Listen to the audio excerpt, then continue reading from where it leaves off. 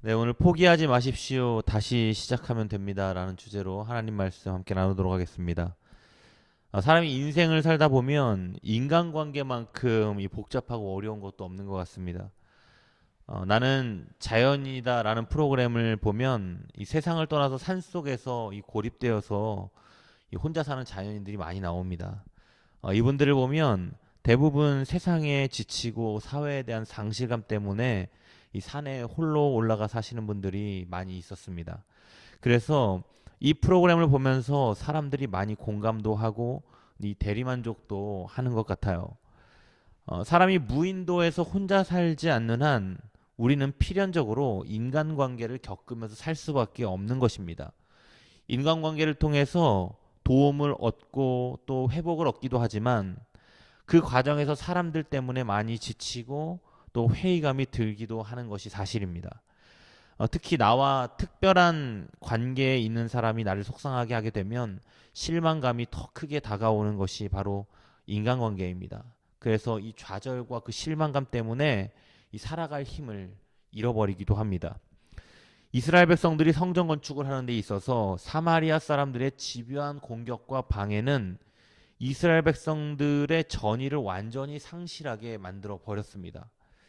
에스라서 5장부터 사마리아 사람들의 집요한 방해로 인해 무려 16년간이나 중단되었던 예루살렘 성전 공사가 어떻게 재개되었고 그리고 어떤 과정을 거쳐서 완공되었는지를 우리는 이제 알아볼 수 있습니다. 대적들의 이 수없이 많은 방해로 예루살렘 성전이나 성벽 재건 공사는 이제 불가능한 것처럼 보여졌습니다. 이젠 안 될 거야. 이제는 불가능하다. 당시 이스라엘 백성들은 성전 재건 공사가 중단된 상태에서 하나님에 대한 열정마저 잃어버리는 아주 가슴 아픈 일을 겪게 됩니다. 그리고 신앙적 안일함과 나태함에 빠져 있는 상태였어요. 그러나 그런 방해에도 불구하고 오늘 본문 말씀은 이제 성전 재건 공사가 다시 재건되는 그런 역사를 보여주고 있는 것입니다. 성전 공사 재개를 주도한 핵심 인물이 누구냐? 바로 학개와 스가랴 선지자였습니다. 구약 성경 소선지서에 나오는 이 학개서와 스가랴서의 저자들이죠.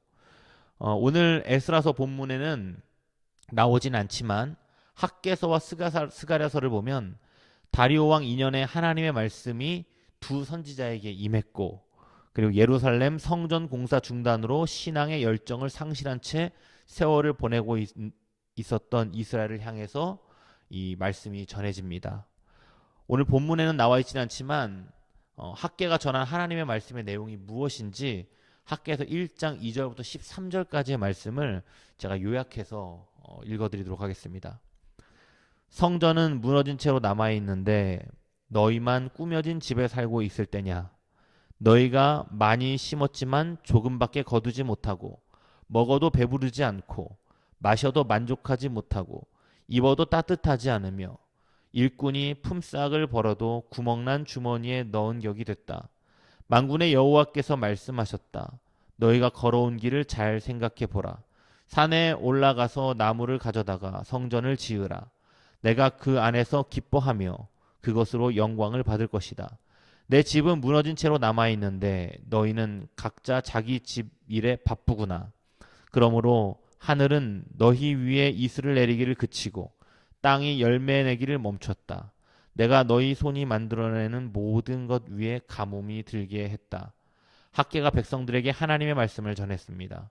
내가 너희와 함께 있다. 여호와가 하는 말이다.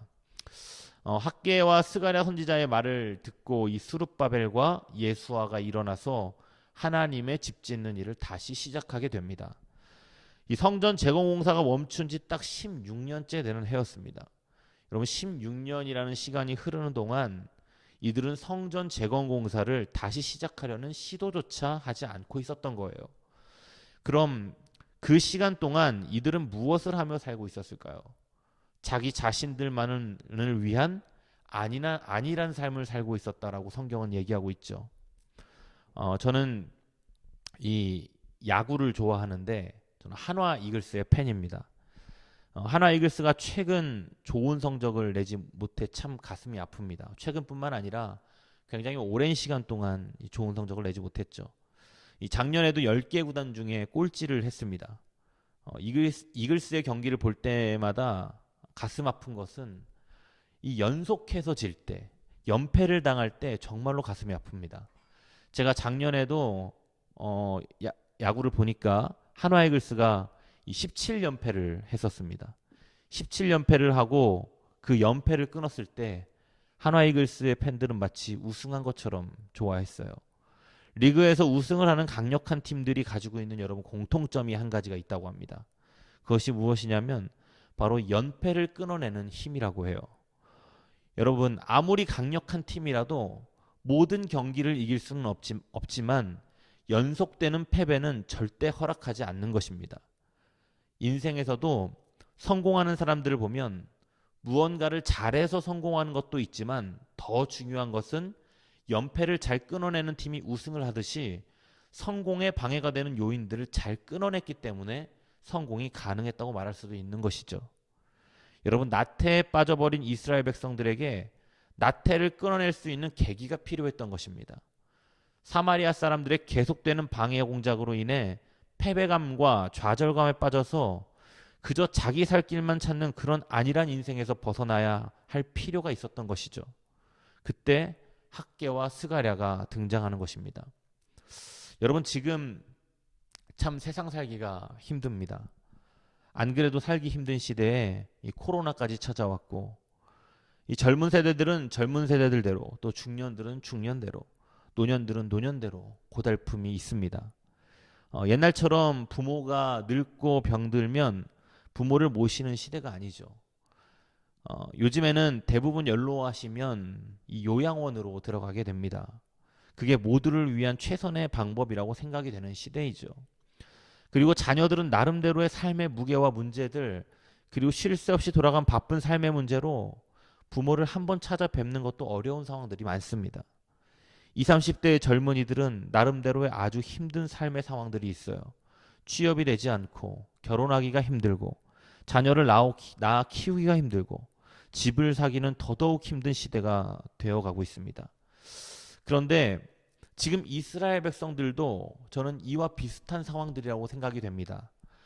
지금 내 가족을 먹여 살리기도 벅차고 내 삶을 살아가기도 어려운 상황 속에서 나름대로 하나님 나라를 위해서 성전을 지어보려고 했지만 사마리아 사람들의 방해로 인해서 완전히 전의를 상실해버린 거예요. 나름대로 노력은 했다 이겁니다. 그런데 그 상실해버려서 주저앉아버린 그 마음이 회복이 안 되는 겁니다. 그래서 이렇게 나태와 안일에 빠져있는 이스라엘 백성들을 깨울 수 있는 무언가가 필요했던 거예요. 여러분 그런데 이럴 때마다 하나님께서 자주 사용하시는 방법이 있었습니다. 그것이 무엇이냐면 바로 선지자들을 이 땅에 보내시는 거예요. 선지자들을 보내셔서 이스라엘 백성들에게 하나님께서 하고 싶은 말씀을 대신해서 전하게 하는 겁니다. 이스라엘 역사에 있어서 선지자들의 역할은 굉장히 중요합니다. 하나님께서 선지자들을 보내셔서 이스라엘 백성들에게 하고 싶었던 말씀이 무엇이었을까요? 그것은 바로 하나님의 사람으로서의 정체성을 상실하지 말라는 메시지였어요. 여러분 성경에서는 성도를 거룩한 제사장이라고 부릅니다. 그럼 제사장이 하는 일은 무엇일까요? 제사장은 하나님과 인간 사이를 화목하게 만드는 중보자의 역할을 하는 겁니다. 하나님과 인간 사이를 화목하게 하는 사람, 거룩한 제사장, 바로 그 사람들이 성도들이라는 거예요. 성도들은 하나님과 인간 사이를 화목하게 만드는 일을 해야 됩니다. 그런데 성도들이 안일해졌어요. 신앙적으로 나태해졌어요. 여러분 삶 속에서 자기 살 길만 찾는 안일한 사람들이 되어버린 겁니다. 여러분 이런 사람들이 제사장의 역할을 감당할 수 있을까요? 그런데 여러분 성도는 제사장의 역할만 감당해야 하는 것이 아니라 때로는 선지자의 역할도 감당해야 하는 거예요. 좌절해 있고 나태하고 안일한 사람들에게 다가가서 선지자들처럼 그들을 책망하고 또 격려하고 경고하는 일을 해야 하는 의무가 있는 것입니다. 그러기 위해서는 하나님의 뜻을 남들보다 먼저 깨달아야 되는 겁니다. 그러기 위해서 성도들의 해야 할 일이 무엇입니까? 그것은 바로 늘 깨어서 하나님의 음성에 귀를 기울이고 있어야 하는 겁니다. 날마다 하나님의 말씀과 기도를 통해서 깨어있는 사람들이 되어야 해요. 그래야 남들보다 하나님의 말씀을 먼저 깨닫고 그것을 가서 전할 수 있는 것입니다. 우리가 신앙적 나태에 빠지게 되면 이스라엘 백성같이 될 것이고, 그렇게 되면 하나님께서 우리에게 맡기신 제사장과 선지자의 사명을 감당할 수가 없는 것입니다. 늘 하나님의 뜻을 따라가게 되면 학개와 스가랴처럼 하나님의 뜻을 깨닫는 사람들이 되겠죠. 우리는 학개와 스가랴처럼 교회에서나 또는 사회에서나 하나님의 뜻과 반하는 길을 가는 사람들에게 바른 길을 가도록 권유하고 책망할 수도 있는 사람들이 되어야 하는 것입니다. 학개와 이 스가랴의 등장으로 지도자였던 스룹바벨과 예수아가 다시 정신을 차리게 됩니다. 이들이 다시 신앙의 결단을 내린 것입니다. 학개서 1장 14절의 말씀을 보면 지도자들의 결단으로 모든 백성의 마음을 흥분시키매 그들이 와서 만군의 여호와 그들의 하나님 전 공사를 시작하였으니 라고 말씀이 나와 있습니다. 이들이 결단하고 이스라엘 백성들의 삶이 갑자기 달라지기 시작합니다. 학개와 스가랴의 말을 들은 이스라엘 백성들의 마음속에서 다시 뜨거운 열정들이 올라오기 시작하는 거예요. 여러분, 제가 가끔 이렇게 설교를 준비하다 보면 이 설교 준비가 잘 안 되는 날이 있습니다. 제가 생각하기에 뭔가가 부족한 거죠. 이 밤이 늦도록 설교를 준비하고 뭐 고민하고 씨름합니다. 그래도 부족하다고 느낄 때가 있어요. 그런데 이상하게도 그런 날 설교를 했을 때 성도님들께서 찾아오셔서 목사님 오늘 어떤 말씀에 은혜 받았습니다 하는 날이 있어요. 여기서 문제가 뭐냐면요, 설교를 잘해야 한다는 부담감이 문제입니다. 그런데 설교는 하나님의 말씀을 전하는 것입니다. 하나님께서 말씀하신 대로 그대로 전하면 되는데 이것을 잘해야 된다는 욕심과 또 나의 만족 때문에 이거를 그대로 못하는 거죠. 학개와 스가랴 선지자는 안일해져 있는 이스라엘 백성들에게 하나님의 말씀을 전했어요. 무엇이 이스라엘 백성들을 다시 일어서게 했습니까? 학개와 스가랴서의 뛰어난 언변이 그들을 변화시키지 않았어요. 그냥 하나님의 말씀이 그들을 다시 회복시킨 겁니다. 하나님의 말씀만이 사람을 변화시킬 수 있는 능력이라는 거예요. 하나님의 말씀만이 좌절과 낙심으로부터 다시 나를 회복시킬 수 있다는 거예요. 나의 삶과 나의 인생이 다시 회복되고 다시 열정을 찾기를 원한다면 우리는 하나님의 말씀을 따라서 살아야 하는 겁니다. 베드로서 4장 11절 말씀에 베드로가 이런 얘기를 합니다. 만일 누가 말하려면 하나님의 말씀을 하는 것 같이 하고 누가 봉사하려면 하나님의 공급하시는 힘으로 하는 것 같이 하라. 이는 범사에 예수 그리스도로 말미암아 하나님이 영광을 받으시게 하려 함이라. 아멘. 여러분, 반대로 내 삶이 내 것이라고 생각하고 내 사상, 내 취향, 그리고 내 목적대로 내 목적을 이루기 위해 살아가게 된다면 결국 어떻게 될까요?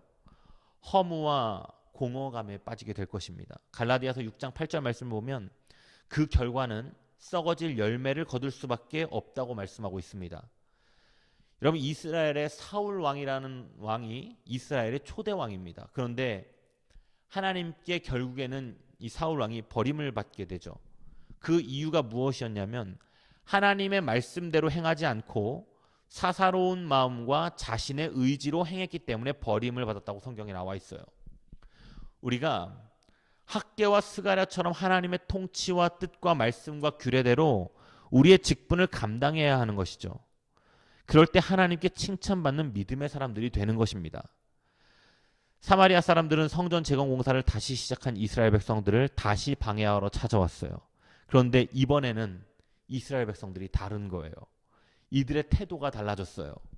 5절 말씀을 보면 하나님께서 유다 장로들을 지켜주셨기에 그들은 건축자들을 더 이상 저지할 수 없었다라고 말씀이 나와 있습니다. 이스라엘 백성들이 이전과 달라졌는데 왜 달라졌느냐? 하나님께서 이들의 마음을 만지시고 그들과 함께 하시니 사마리아 사람들의 방해에도 담대해진 것입니다. 이스라엘 자손들이 사람들의 방해를 신앙의 힘으로 극복하기 시작한 거예요. 하나님의 말씀이 이스라엘 백성들에게 닿자 그들은 새로운 힘이 생기게 되었고, 좌절하고 낙심하고 안일했던 그들의 신앙과 함께 일을 할 수 있는 힘과 의지까지 완벽하게 회복이 된 것입니다. 하나님의 말씀에 힘을 얻은 이스라엘 백성들은 성전 공사를 다시 시작했습니다. 그렇다고 해서 사마리아 사람들의 방해가 사라진 것은 아니었어요. 사마리아 사람들은 이 사실을 또다시 다리오 왕에게 고발하게 됩니다. 그러나 이제 이스라엘 백성들이 달라졌습니다. 담대함으로 성전 공사를 진행한 이스라엘 백성들을 중단시키지 못합니다. 정치 권력이 이스라엘 백성들의 성전 공사를 중단시키지 못한 이유를 오늘 본문의 말씀은 하나님께서 이스라엘 백성들을 도우셨기 때문이라고 나와 있어요. 학개서 2장 4절에서 5절 말씀에 보면 하나님께서 이스라엘 백성들이 다시 성전 공사를 시작하게 되면 당신이 그들과 함께 하겠다고 약속하셨어요. 하나님이 이스라엘 백성들과 함께 하신대요. 이게 무슨 뜻입니까? 함께 하신다는 것은 하나님이 도우시겠다는 뜻입니다. 오늘도 이 신앙적 나태에 빠져서 안일하게 살아가고 있는 성도들이 있다면 오늘 반드시 나 자신의 모습을 들여다봐야 할 줄로 믿습니다. 그리고 학개와 스가랴가 선포한 하나님의 말씀은 바로 나에게 주시는 말씀이 되기를 바랍니다. 우리가 말씀으로 깨어나서 신앙적으로 담대함으로 하루하루를 살아가게 된다면 하나님께서 우리를 도우실 것이고 삶의 새 소망과 새 힘에 생기게 될 줄로 믿습니다. 우리가 살다 보면 내가 하는 일을 방해하고 또 풀리지 않는 문제들이 왜 없겠습니까? 그럴 때마다 좌절하고 주저앉아 버리면 여러분 16년간이나 성전 공사가 중단된 이스라엘 백성들처럼 완전히 전의를 상실하게 될지도 모릅니다. 삶의 문제들이 풀리지 않는 어려움 앞에서 하나님의 말씀으로 다시 일어나서 포기하지 않고 오뚜기같이 다시 일어나시는 모든 성도님들 되시기를 간절히 소망합니다. 아무리 힘든 일이 내 삶을 어렵게 해도 담대함을 잃지 마십시오. 여러분이 믿음만 붙들고 있다면 언제나 하나님께서 도우시고 함께 하실 줄로 믿습니다. 기도하겠습니다. 살아계신 하나님 감사합니다. 하나님, 우리의 삶의 여정 가운데 포기하고 싶고 그리고 또한 좌절이 되고 마음이 상심이 되는 일들이 얼마나 많겠습니까? 인간관계의 문제와 풀리지 않는 삶의 문제들 때문에 날마다 고민하고 그리고 또한 좌절하는 것이 우리의 인생입니다. 하나님, 그러한 우리의 인생 가운데서 새 소망이 되시고 힘이 되신 하나님을 믿으며 포기하지 않고 다시 일어나는 성도들이 되시기를 간절히 소망합니다. 하나님께서 힘과 능력을 주셔서 세교롭게 성도들이 다시 일어나는 놀라운 역사를 경험하게 하여 주시옵소서.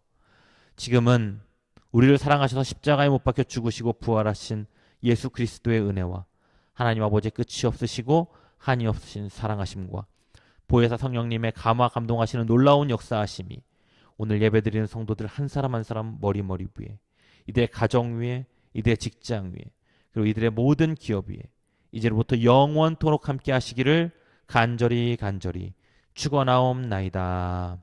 아멘.